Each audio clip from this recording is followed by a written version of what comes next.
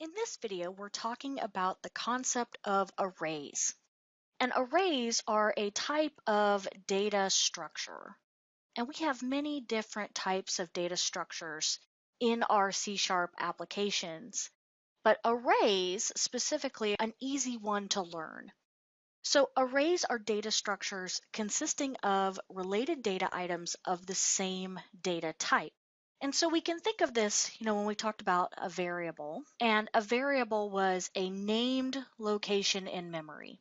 So we would give it a name and it could hold a value. Well, an array is a collection of many different items held in memory as long as they're the same data type. So I could have many different integers inside of here. I could have an array of double values or decimal values as long as it's all the same data type. When we're working with arrays, we have what's called the array index, and the array index equals the position of the array that we want to work with. And arrays are always zero based. So when I want to talk about a particular piece of information inside of the array, I want to look at index 0, for example, which holds the value of 5, or index 4, which holds the value of 5. When I'm talking about specific parts or I want to reference specific parts of the array, I use this index value to point to the particular position inside of the array that I want to work with. So let's look at an example. Since arrays occupy space and memory, and they are objects, then they are created with an array creation expression that is very similar to the one that we use when we're creating objects. So here is an example of that array creation expression. We use the data type that we want to create our array from. In this case, this is going to be an array of integers. The square brackets indicate that it's an array. We give it a name and we equal it to a new, because we're creating a new object, and the data type again, and in the square brackets on this side, how many positions we want in the array. So if we declare an array of size 10, we're going to get positions 0 through 9. So like I explained in the previous section, when we want to reference a specific part of the array, we use the array index number. And we can reference these inside of the square brackets. So this statement here says, I want the my array position 5, and I'm going to put the value of 10 inside. So we can set a breakpoint and see what this looks like since we can debug and see the entire internals of the array. So down in our locals window, we can see that by default, all of the positions are initialized to 0, and we can see that we start with 0, we end with 9, and in position 5 is that value of 10 that I previously added in here on line 15. A second way that we can declare an array is by using a predefined list of items inside of a set of curly braces. When using this format, we are creating an array of the type that you are defining, giving it a name just like we did above, but we are using this curly brace set of items separated by a comma. And so this will create an array named myPreArray, expecting integers, and it will create as many positions needed for the amount of items provided to it in the initialization list. So if we look at this particular array in our debug window, we can see that all of the values are filled in 5, 6, 9, and 10 in positions 0, 1, 2, and 3. So in the next section, we'll look at how to loop through arrays and use them in some various looping scenarios. In previous videos, we have seen how to use counter-controlled repetition using the for statement. And when we are iterating through arrays, we can certainly use for statements. However, there is another looping statement that works best for collections called for each. And the for each statement takes an element of a certain data type. Using the keyword in, you can indicate a particular data structure, such as an array, and it will loop through and you can put your statements in the block. Using a for each statement allows you to loop through an array without having to worry about iteration variables. This helps prevent problems when looping through arrays, since we may not always know how many positions that we have available, And trying to loop through an array and accessing a position that doesn't exist causes exceptions in our program. So let's look at an example of a for each statement. Using our previous example with arrays, we had set up a pre-initialized array using a list of integers. Here is an example of the for each statement. The for each is written all one word. We have our data type and a variable. So in this case, we are expecting an integer, and I've named it number. We use the keyword in, and then we name the data structure that we want to loop through. In this case, the statements in the block are taking the number, which will represent each item in the array as it moves through each iteration, and using the plus equals, we'll add it into a running total. At the end, when we're out of elements in the array, we'll print the total. So adding a breakpoint, you can walk through this application and see exactly what's going on. So we have the my pre-array, which we know is pre-filled with 4 integer values. And as we step through the for each loop, we can see that it accesses the data structure and then creates the int number variable. The number variable takes on the value of each element inside of the array. So we start with 5 because that's the first element in position 0, and we add it into the running total. We then move on to the next value, which we can see is 6, and it will keep doing this for each element inside of the array, keeping track of how many elements that we have until there are no more iterations because we've run out of elements in the array. It will then come down and print the total, which we can see in the console window to be 30. And we can check this by saying 5 plus 6 plus 9 plus 10, we can verify equals 30. So the for each statement can be used in place of a for statement whenever code looping through the array does not require access to the counter indicating the index of the current array element. However, if your application must use a counter for some reason other than to simply loop through the array, for example, if you were to display the index number next to each array element, or you were needing to know which index value you were on, you could still use the for statement for this kind of looping. The for each statement can be used with any type of data structure that you're going to learn moving forward in your C# code. In this video, we are going to look at how to pass an entire array as an argument to a method. Here I've written a new method, public static void modify array, taking in an integer array.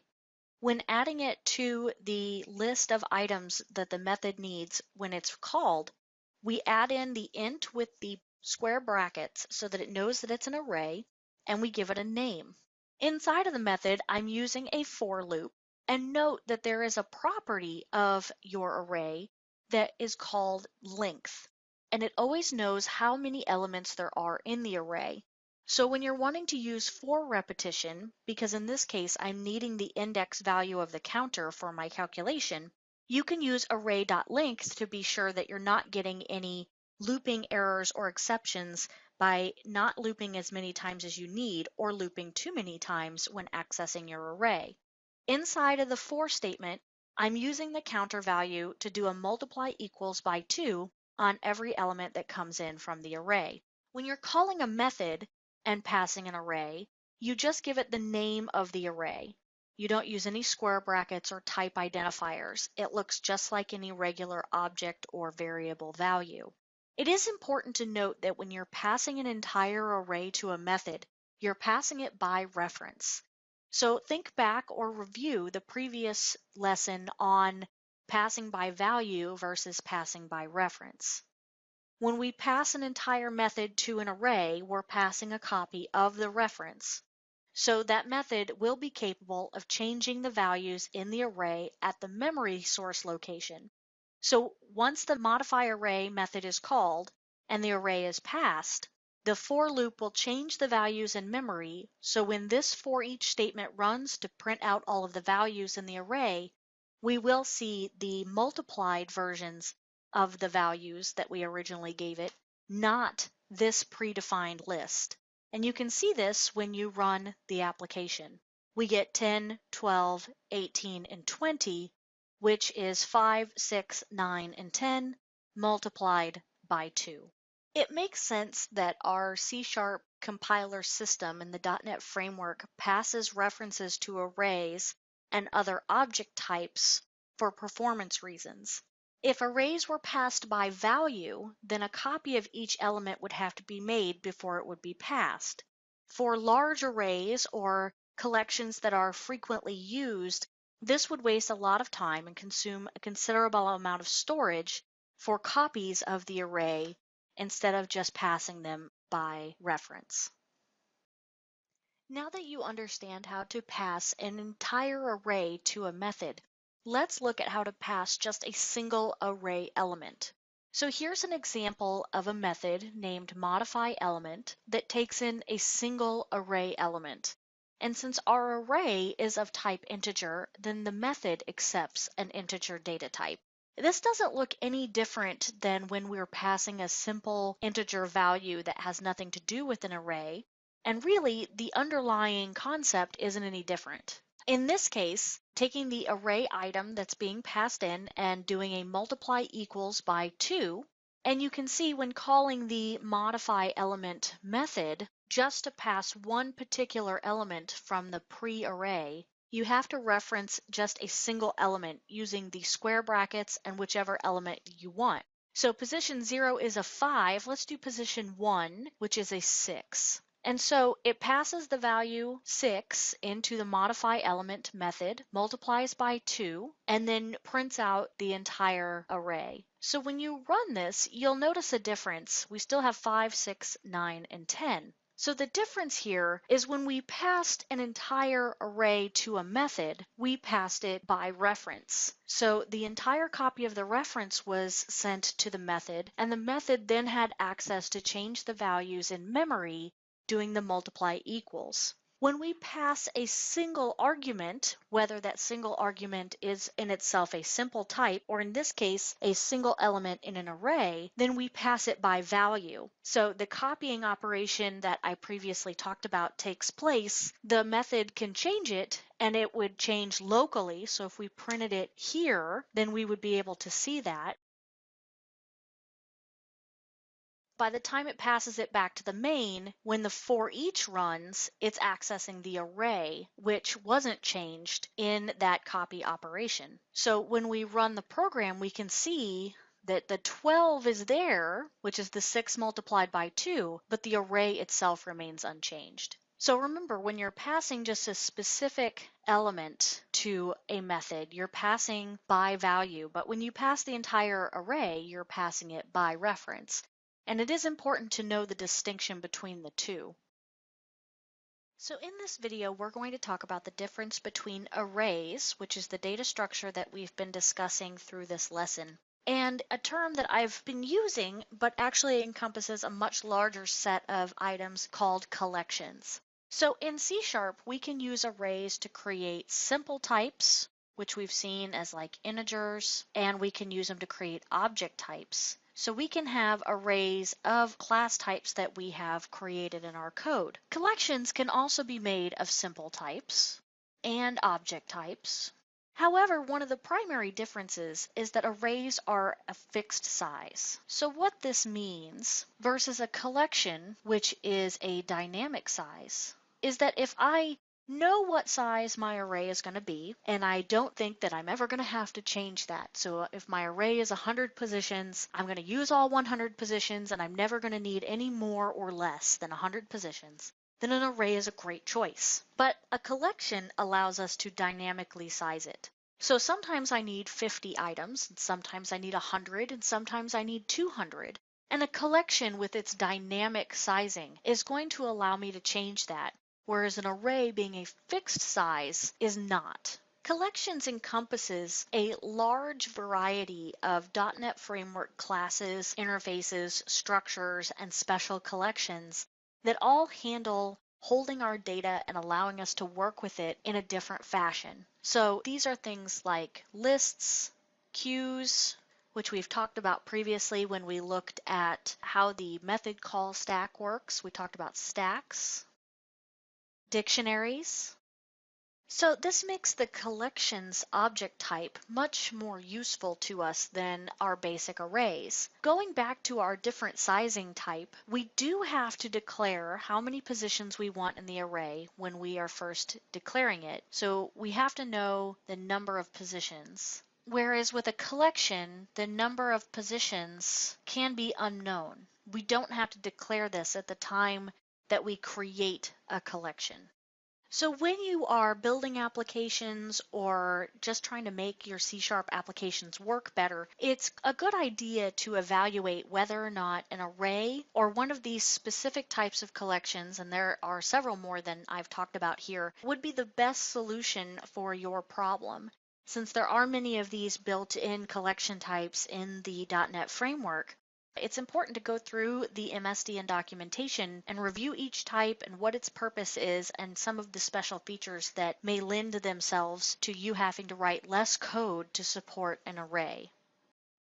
Now that you understand a little bit about the difference between arrays and collections, let's look at how to use a collection called list. So in the previous examples and lessons, you've used arrays to store sequences of our simple types, and we know that we can store sequences of objects. And we also know that arrays do not automatically change their size at execution time to accommodate additional elements or if elements are removed from the array. So there is a collection class called list, which provides a very convenient way to store all different types of data types and will dynamically change its size based on the amount of information that we want to hold.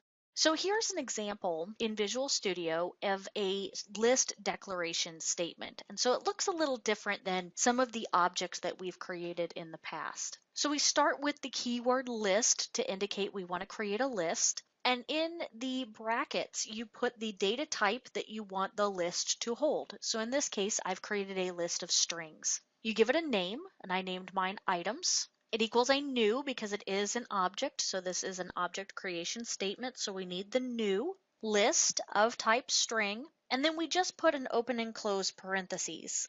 There's no other information that needs to go inside of here. And as I previously mentioned, we do not have to tell a list how many positions that we want to have, since the list is going to be able to dynamically size itself. To add items to the list, we use the name of the item or the name of the list, which is items, dot add, and then in this case, because it's accepting a string, I'm passing it some string items. So I have 3 different items in my list, widgets, doodles, and thingies, and then I'm using a for each loop using the data item, which is a string, in items, which is the collection, to print out each item in the list. I'm also using the count property of the list, which is similar to the length property of arrays. The count always knows how many elements are in the list so that we will be able to accurately loop through or know how many elements we're storing.